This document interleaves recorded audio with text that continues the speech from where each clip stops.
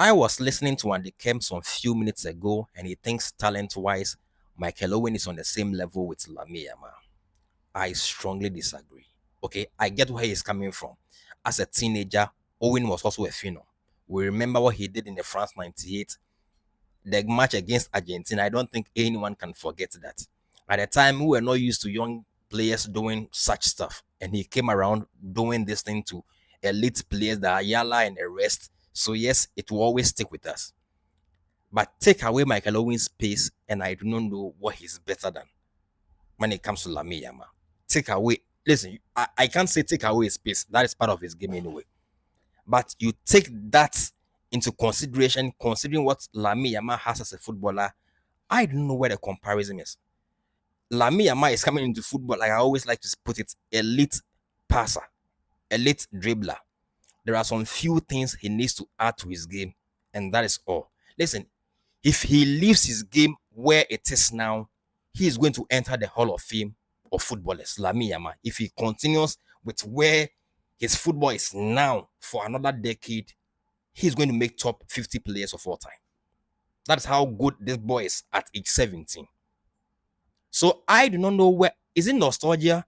Because I remember some few months ago he made the same comparison, thinking Boyan Kekic, Giovanni Dos Santos as equal in talent against Lamine Yamal. That I disagree to. Because all of these guys, they have some major minuses in the game. I do not think Lamine Yamal has this big minuses in his game. Finishing, Lamine Yamal is not that bad. Yes, he's not elite, but he's not that bad. So Michael Owen, Lamine Yamal, the pace and the finish is what Michael Owen had. And this is what people do not understand sometimes. Lamine Yamal is 5'11". Michael Owen, low center of gravity, very little. Is the reason why he could move into these little spaces. But considering Lamine Yamal's height and size and the way he's moving, listen, people need to understand this. This boy started playing football at 15. Michael Owen won his Ballon d'Or at around 21, 20 years, if I'm correct. I'm sure 21. I can bet you Lamine Yamal might win the Ballon d'Or this year or probably next year.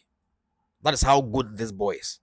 So, yes, I understand sometimes nostalgia takes center stage of our thinking, and it's very difficult to see otherwise. I don't want to be the old guy who can't see things from the younger perspective. I think Lamine Yamal is hands down better, and by some distance.